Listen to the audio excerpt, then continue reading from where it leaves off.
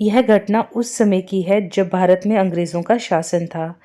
एक बार उदासी संप्रदाय के महान संत स्वामी रमेश चंद्र जी बिहार की यात्रा पर थे। मार्ग में उन्होंने एक अंग्रेज को सन्यासियों के वस्त्र में देखा। एक अंग्रेज व्यक्ति को सन्यासियों के वस्त्र धारण किए हुए देख उन्हें बहुत आश्चर्य हुआ। उन्होंने उस अंग्रेज के पास जाकर पूछा, श्रीमान, आपने ये सन्यासियों का वेश क्यों धारण किया है? ऐसा पूछते ही अंग्रेज की आंखों में आंसू आ गए। स्वामी जी ने पूछा, क्या बात है, रोते क्यों हो? तब वह अंग्रेज बोला, मेरा बहुत सारा समय यूं ही व्यर्थ हो गया। मेरा जन्म भारत में नहीं हुआ, इसका मुझे बहुत अफसोस है। आगे वह अंग्रेज ने बताया उसके जीवन में यह परिवर्तन कैसे आया।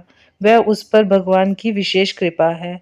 स्वामी रमेश चंद्र जी ने उससे पूछा, क्या आप बता सकते हैं कि आपके जीवन में ऐसी कौन सी घटना घटित हुई जिसने आपके जीवन को परिवर्तित कर दिया?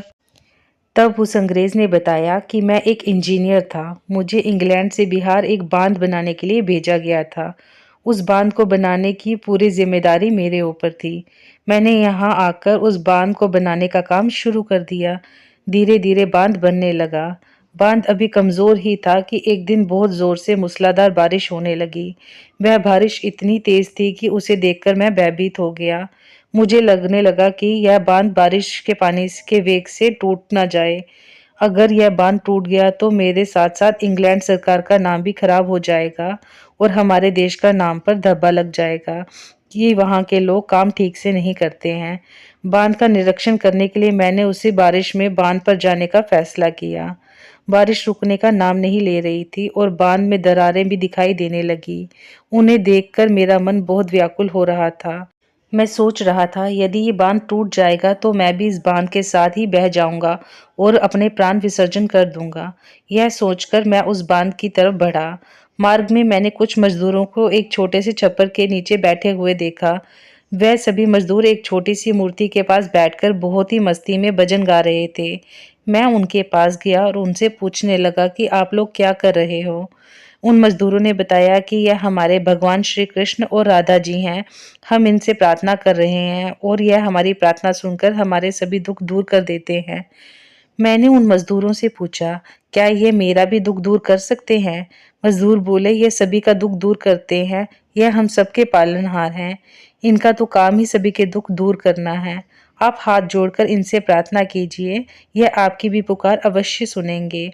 तब मैंने कहा, मुझे तो प्रार्थना करनी नहीं आती, इसलिए आप सब मेरी तरफ से प्रार्थना कीजिए कि यह बांध टूटे नहीं। अगर इस बारिश में ये बांध टूट गया तो मैं भी नहीं जी पाऊंगा।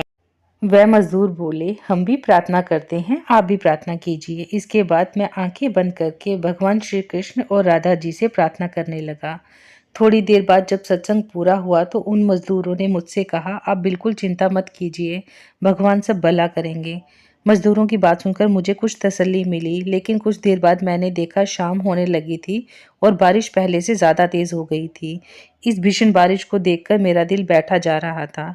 इस बार मैंने पक्का निश्चय कर लिया कि अब यदि यह बांध टूटने ही वाला है तो मैं इस बांध के साथ बह जाऊंगा और इस बांध के साथ मेरा भी अंत हो जाएगा। यह सोचकर मैं उस घंघोर बारिश में बांध के ऊपर चढ़ गया और बांध के बीच में जाकर खड़ा हो गया। कुछ देर बाद मैंने देखा कि बांध के नीचे दो छोटे बालक मिट्टी में खेल रहे थे। उन्हें इस प्रकार खेलता देख मुझे बहुत आश्चर्य हुआ।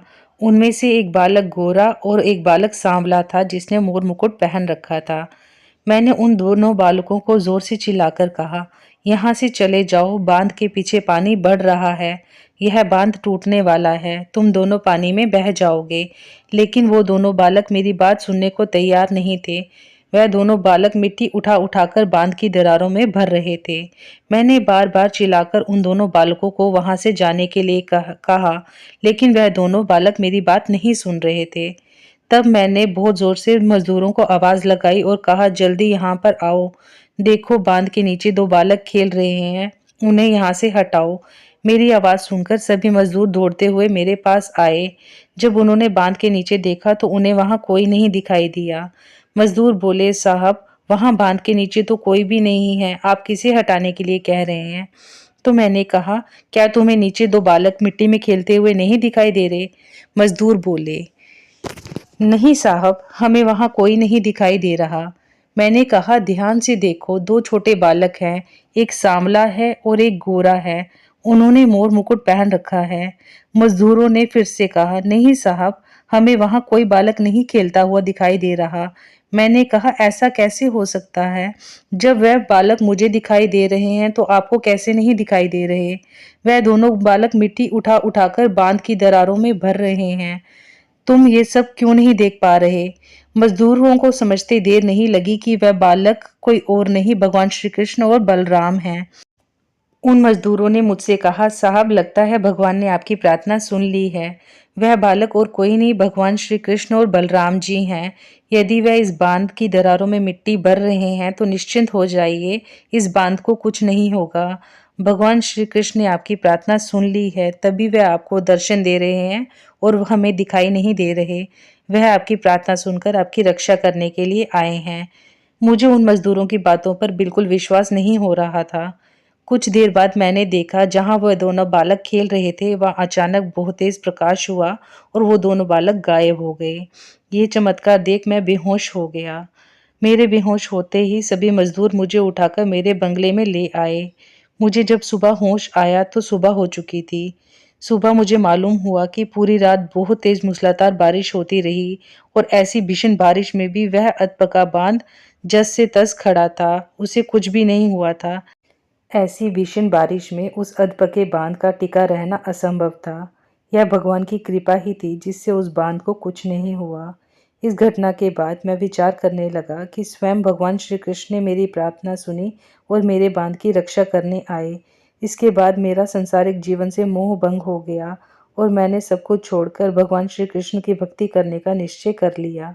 उसी दिन मैंने अपनी सरकारी नौकरी से इस्तीफा दे दिया और अपना सारा जीवन भगवान श्री कृष्ण को समर्पित करने का निश्चय कर लिया। उस दिन के बाद मैं सब जगह भगवान श्री कृष्ण की खोज में रहता हूँ और मैं एक बार फिर से भगवान श्री कृष्ण की वही मोहक छवि देखना चाहता हूँ। इसलिए मैं हर समय उन्हीं का भजन करता रहता हूँ। भगवान श्री कृष्ण का भजन करके और उनका नाम लेकर मुझे अपार शांति का अनुभव होता है। ऐसा बताते उस अंग्रेज की आंखें एक बार फिर से सजल हो गई। यह घटना भारत की आज़ादी से पहले की एक सच्ची घटना है। इससे हमें पता चलता है कि यदि हम भगवान को सच्चे हृदय से पुकारें तो भगवान अपने भक्तों का मान रखने के लिए किसी न किसी रूप में अवश्य आते हैं। दोस्तों, वीडियो अच्छी लगी हो तो इसे लाइक और अपने फ्रेंड्स के साथ शेयर ज़रूर करें और चैनल को सब्सक्राइब करना मत भूलिएगा। जय श्री कृष्ण। राधे राधे।